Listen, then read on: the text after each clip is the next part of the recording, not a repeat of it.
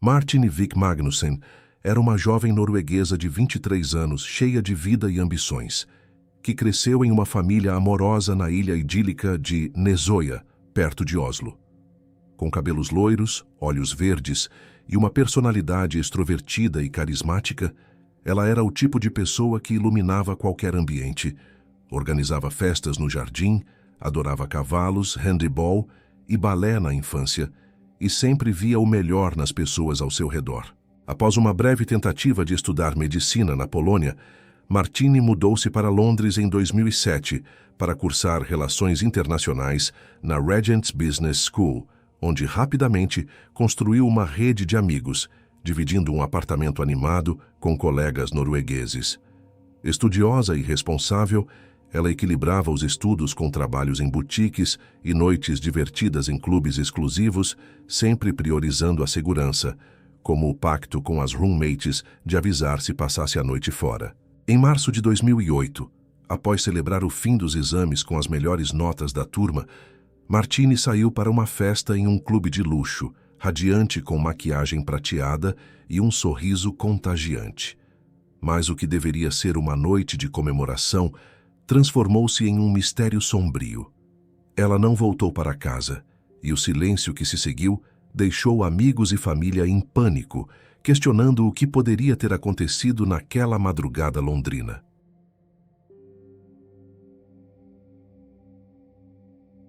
Em uma noite animada de 13 de março de 2008, Martine Vik Magnussen e seus amigos da Regent's Business School decidiram celebrar o fim dos exames de inverno em um clube exclusivo chamado Maddox, localizado no elegante bairro de Mayfair, em Londres. Martine, uma jovem norueguesa de 23 anos, estava particularmente radiante naquela ocasião, pois havia conquistado o topo da turma com notas excepcionais, um feito que a enchia de orgulho após um ano intenso de estudos em relações internacionais. Ela caprichara na aparência para a festa, cabelos loiros ondulados e volumosos, maquiagem com sombra prateada brilhante nos olhos, delineador grosso e batom rosa, tudo complementado por uma roupa de grife que a fazia se destacar na multidão. O Maddox não era um lugar qualquer. Era um clube subterrâneo de luxo, frequentado por herdeiros de famílias ricas, elites do Oriente Médio e pessoas influentes, onde garrafas de champanhe custavam fortunas e a atmosfera pulsava com música alta e conversas animadas. Martine era o centro das atenções entre os amigos, dançando, rindo e brindando ao futuro promissor. Um de seus colegas de classe se juntou ao grupo no lounge VIP, mantendo-se próximo dela durante a noite, comprando bebidas e conversando de forma educada, como sempre faziam em seus encontros sociais. Eles se conheciam há cerca de 8 meses, desde que Martine chegara a Londres, e compartilhavam círculos de amizade na faculdade. Por volta das 2h30 da manhã, a festa começou a perder o ritmo, com alguns convidados indo embora ou falando em after-parties. Martine, ainda cheia de energia e não querendo encerrar a celebração tão cedo, decidiu continuar a noite. Seus amigos a viram saindo do clube com o colega, que morava ali perto, em um endereço na Great Portland Street. Não houve motivo para alarme. Eles estudavam juntos, frequentavam os mesmos eventos e pareciam à vontade um com o outro. Martine sorria, relaxada, sem qualquer sinal de hesitação ou medo, e desapareceu na noite londrina ao lado dele. Na manhã seguinte, 14 de março, as companheiras de apartamento de Martine, Nina e Cesi acordaram e notaram que o quarto dela estava vazio, com a cama perfeitamente arrumada e intocada. Inicialmente, não se preocuparam muito, pensando que ela poderia ter dormido na casa de amigos após a longa noite no Maddox, ou talvez saído para um café da manhã tardio. Martine era pontual e responsável, especialmente por sua herança norueguesa, mas elas sabiam que ela havia perdido o celular cerca de uma semana antes, o que poderia explicar a falta de contato. O dia passou sem novidades e a preocupação começou a crescer sutilmente. À noite, o grupo tinha planos de se encontrar novamente em um bar por volta das 10 horas, para estender as comemorações da semana de provas. Martine, sempre fiel aos compromissos, não apareceu, E seu silêncio no telefone, ou melhor, a ausência dele, transformou o incômodo em algo mais sério. Nina e Ceci voltaram para casa correndo, na esperança de encontrá-la lá. Mas o apartamento permanecia vazio, frio e quieto. Sem esperar pelo amanhecer ou pela regra informal de 48 horas para reportar desaparecimentos de adultos, as amigas agiram por instinto. Elas imprimiram uma foto recente de Martini em casa. Anotaram no verso o nome do colega, com quem ela fora vista por último, e o endereço exato dele, e foram diretamente à delegacia mais próxima. Explicaram ao oficial de plantão que Martini saíra do clube com esse homem, sem dinheiro para um táxi sozinha, e que ninguém a vira desde então. A reação da polícia foi rotineira e frustrante. Era uma sexta-feira à noite movimentada na cidade, e o oficial, acostumado a lidar com estudantes universitários em festas, assumiu que ela ainda estava se divertindo em algum lugar e sugeriu que esperassem até amanhã para dar tempo a ela de dormir à bebedeira. Ninguém foi enviado para verificar o endereço anotado na foto. De volta ao apartamento, Nina e Ceci se sentiram abandonadas pela autoridade e decidiram investigar por conta própria. Abriram o laptop e acessaram a página do colega no Facebook, na esperança de encontrar pistas sobre o paradeiro dele após o clube. O que viram as confundiu. Logo após as 4 horas da manhã, menos de 1 hora depois de ele e Martini serem vistos saindo juntos, aparecera um post dizendo que ele estava em casa sozinho. O status soava forçado, como uma marcação de tempo intencional, talvez um álibi público, contrastando com o fato de que ele não estava sozinho ao deixar o Maddox. Essa inconsistência foi o ponto de virada. Com mãos trêmulas, elas pegaram o caderno de endereços de Martini e ligaram para o pai dela, relatando o sumiço. Na noite de 14 de março, as amigas retornaram ao Maddox na van esperança de avistá-la, mas sem sucesso.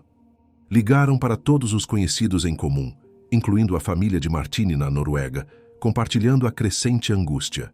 No dia 15 de março, persistindo na busca, as companheiras de quarto criaram uma página dedicada no Facebook sobre o desaparecimento de Martini, compartilhando detalhes e pedindo informações.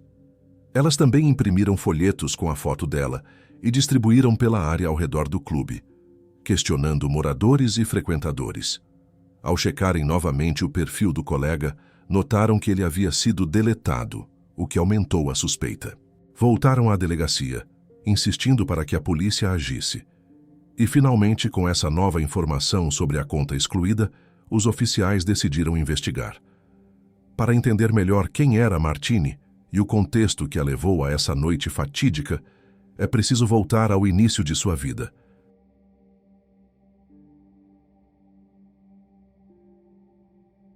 Nascida em 6 de fevereiro de 1985 em Oslo, Noruega, Martini cresceu na tranquila e exclusiva ilha de Nesøya, a apenas 20 quilômetros da capital, em uma família abastada e unida.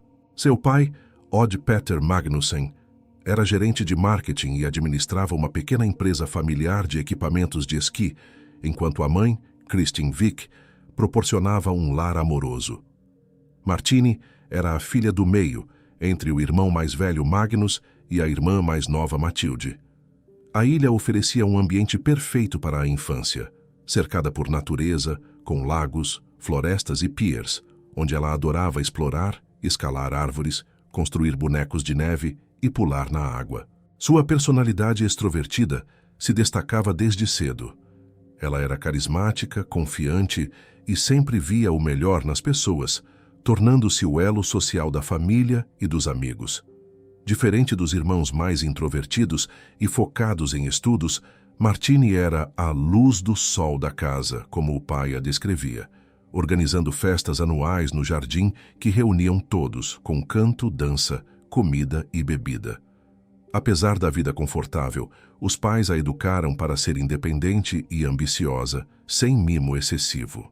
Martini sonhava em ser bailarina profissional, depois jogadora de handebol ao Amazonas, e até negociou com o pai para alugar um cavalo de um fazendeiro local, que ela visitava para alimentar e montar.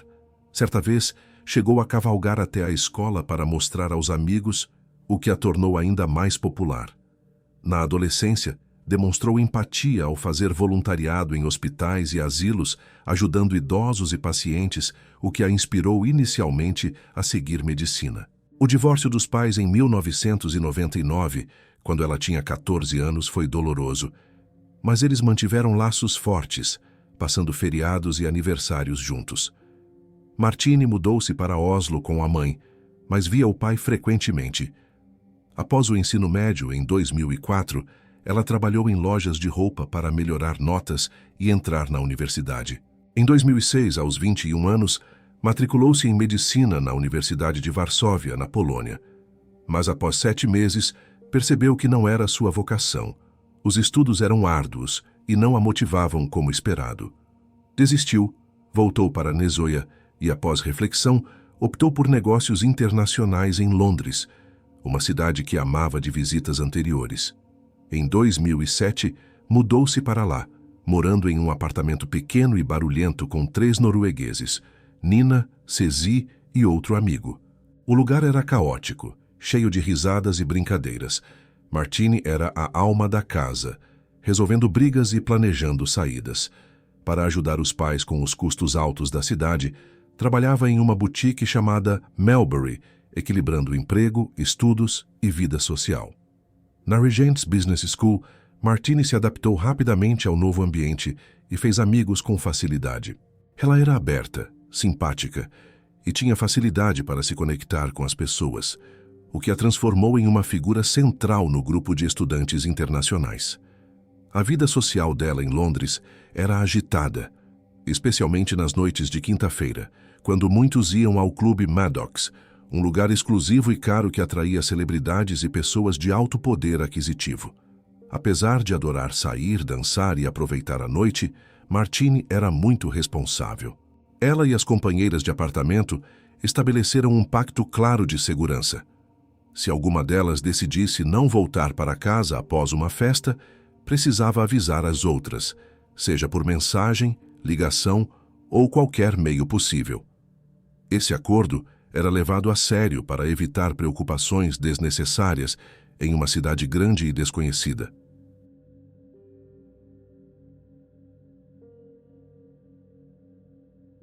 Cerca de 8 meses antes do desaparecimento, Martine conheceu um colega de classe chamado Faruk Abdul Haq. Ele era um rapaz reservado, quase tímido, que se destacava pelo jeito educado e pela aparência sempre impecável, com ternos caros e um ar de quem vinha de um mundo muito diferente. Faruk era filho de um bilionário iemenita, extremamente influente, dono de direitos exclusivos de distribuição de Coca-Cola no Iêmen e de negócios em petróleo, turismo e imóveis. Apesar da riqueza imensa, ele parecia carregar um peso. Contava a Martine sobre as pressões da família, o pai ausente e rigoroso, as expectativas de ser o herdeiro perfeito de um império.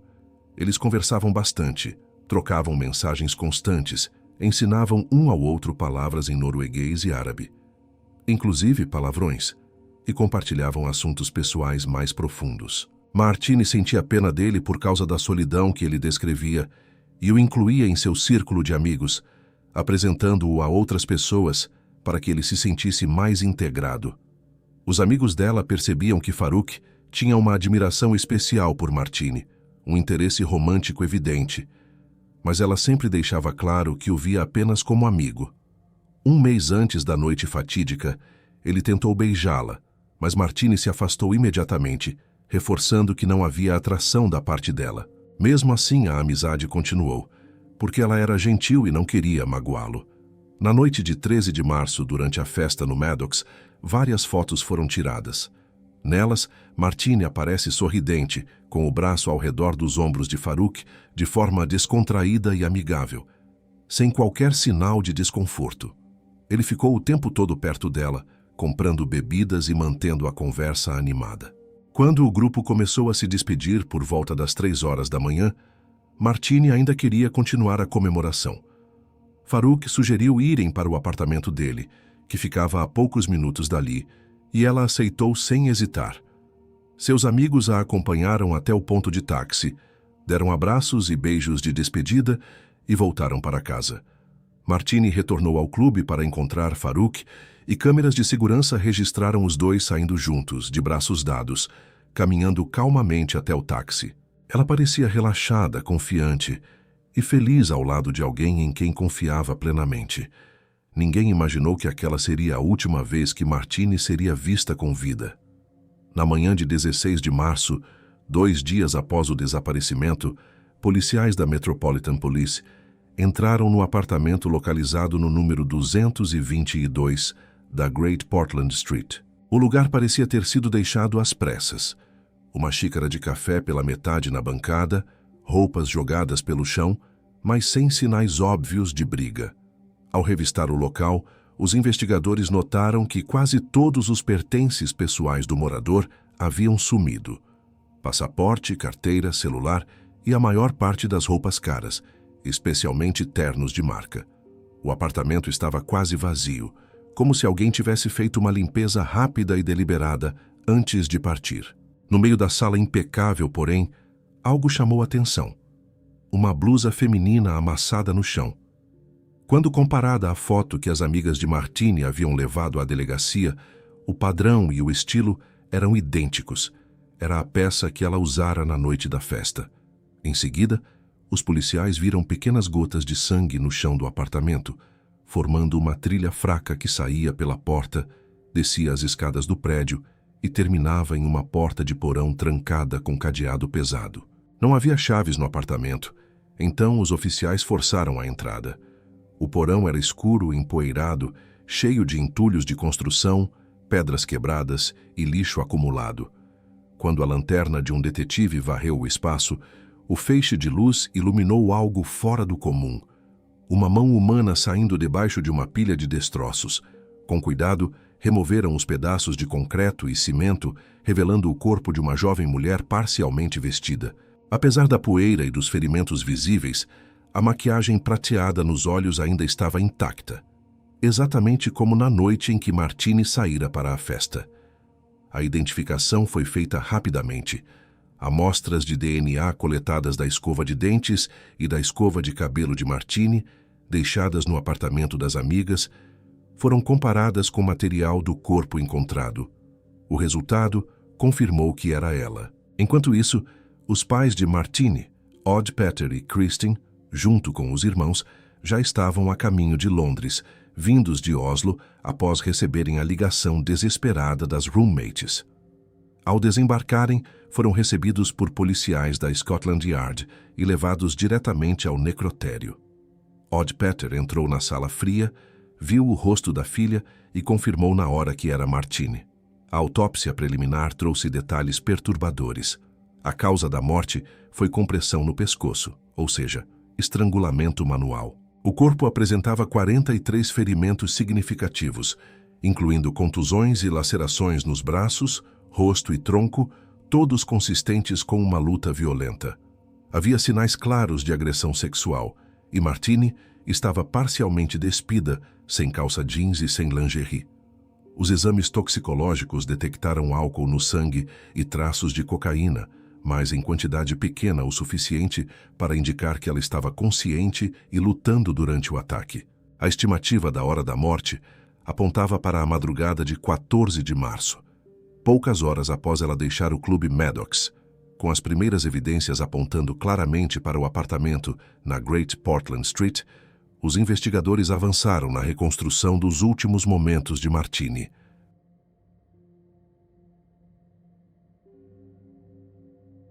Nas entrevistas com os amigos e companheiras de apartamento, todos descreveram a relação entre Martini e o colega como próxima e amigável. Os registros telefônicos revelaram um comportamento suspeito logo após a madrugada do crime. Entre as 4 e 5 horas da manhã de 14 de março, o colega fez uma série de ligações urgentes para a família, para a mãe no Egito, para o irmão e para o pai, que naquele exato momento estava em uma viagem de negócios na Noruega. Pouco depois, às 5 horas da manhã, ele apareceu agitado e nervoso na porta de um amigo em Londres.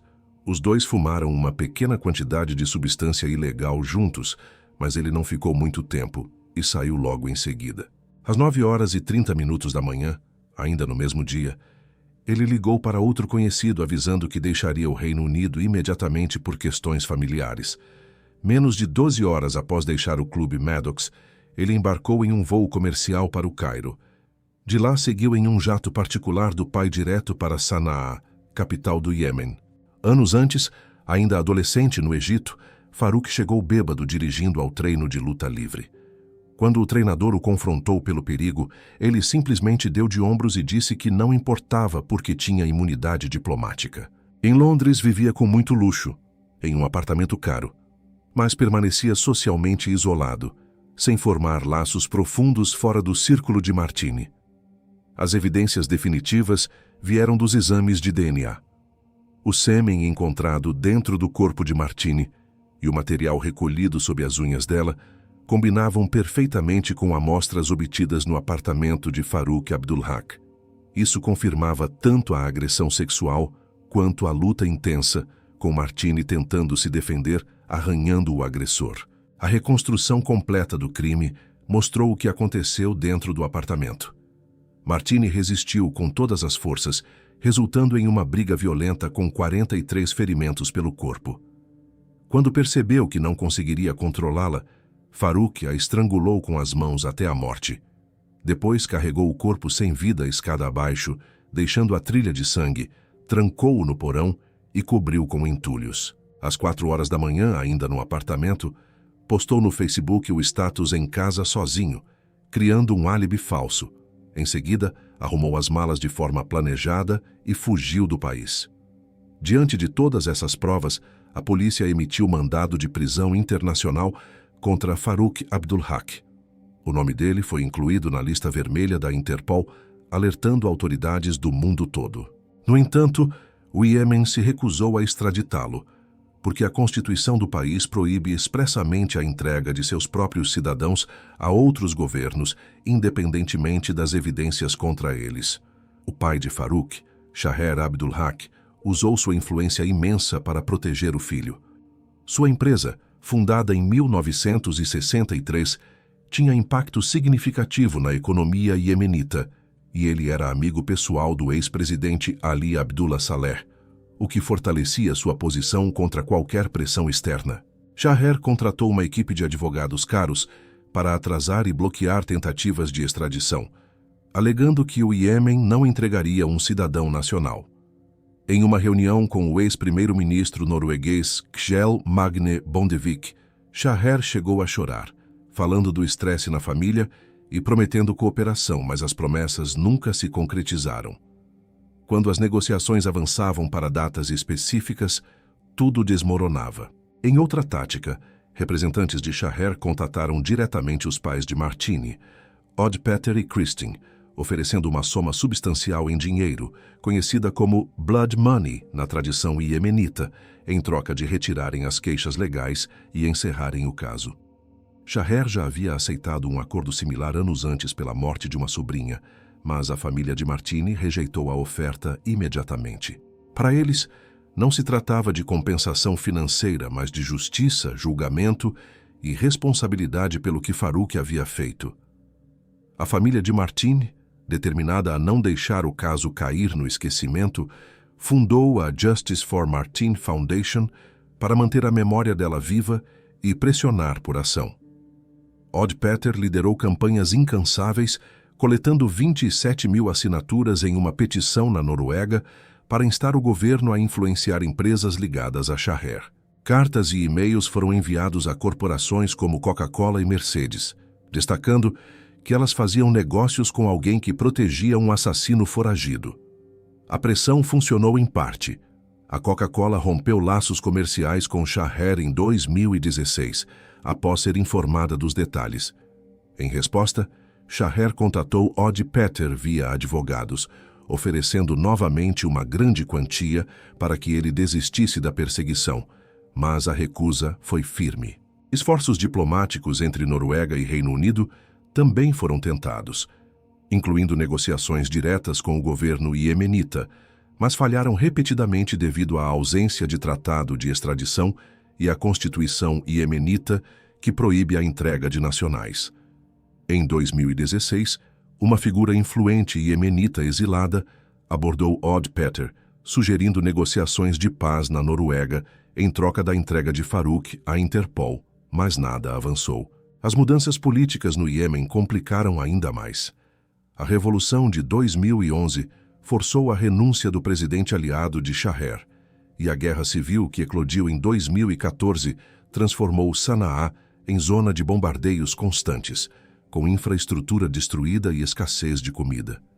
Muitas famílias ricas fugiram para a Europa ou Estados Unidos, mas Farouk, com o alerta vermelho da Interpol, ficou preso no país. A morte de Shaher em 2020, após luta contra o câncer, mudou o equilíbrio familiar. Nos dias finais, Shaher tirou uma foto de Farouk da carteira e disse que o filho era o maior fardo de sua vida. Com a herança bilionária em disputa, parentes viram Farouk como uma responsabilidade, não mais o herdeiro a ser protegido a todo custo. Em 2022, um avanço inesperado veio não da polícia, mas de uma jornalista da BBC Arabic, chamada Nawal Al-Maghafi, uma iemenita que morava em Londres e seguia o caso desde 2011. Usando contatos no Iêmen, ela obteve o número de telefone de Farouk e encontrou seu perfil no Snapchat, com uma foto de um homem careca e barbudo que batia com sua aparência atual. Isolado e ansioso por contato humano, ele aceitou o pedido de amizade quase imediatamente. Por meses, trocaram milhares de mensagens e centenas de áudios. Farouk se apresentou como trader de criptomoedas e aos poucos baixou a guarda.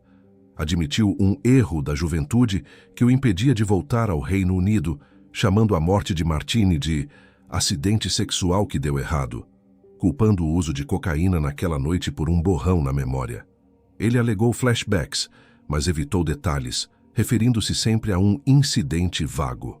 Nawal observou que ele nunca usou o nome de Martini ou a palavra assassinato, e sua versão contradizia as evidências. Os 43 ferimentos indicavam uma luta desesperada, não um acidente. Ele justificou a fuga dizendo que estava legalmente ferrado por esconder o corpo e sair do país, e que advogados o aconselharam a não voltar, alegando viés no sistema britânico contra filhos de árabes ricos. Nawal também conversou com amigas de Martini, como Nina e Cezi, que notaram Farouk estranho naquela noite, chateado com fotos tiradas dele com ela. Ainda em 2022, a polícia prendeu uma mulher de 60 anos em uma área residencial de Londres, suspeita de auxiliar um fugitivo. Embora o nome não fosse divulgado, indícios apontavam para a mãe de Farouk.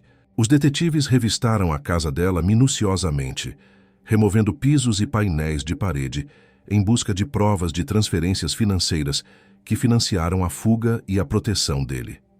Ela foi liberada sob fiança, mas isso marcou a primeira consequência legal ligada ao caso. Em 8 de março de 2025, no Dia Internacional da Mulher, Odd Peter continuou a campanha, declarando que a voz de Martini foi silenciada, mas não devemos ficar em silêncio por ela. Sem extradição possível, o caso permanece sem julgamento formal. O mandado internacional segue ativo, mas Farouk, agora com mais de 35 anos, vive recluso no Iêmen, em uma mansão familiar que virou prisão particular. Ele se casou, teve uma filha, mas se separou. A guerra civil o isola, sem viagens para evitar prisão. Argumentos pendentes incluem provas da promotoria, DNA, linha do tempo, fuga e post falso como evidência de culpa premeditada. A defesa alegaria acidente, uso de drogas e viés anti-árabe, ou contra ricos no sistema britânico. A família de Martini busca reformas no direito internacional para superar barreiras diplomáticas. O caso segue aberto, sem resolução. Justiça bloqueada por geografia e dinheiro. A fundação pressiona autoridades, mas Farouk permanece intocável, tendo roubado o futuro brilhante de Martini.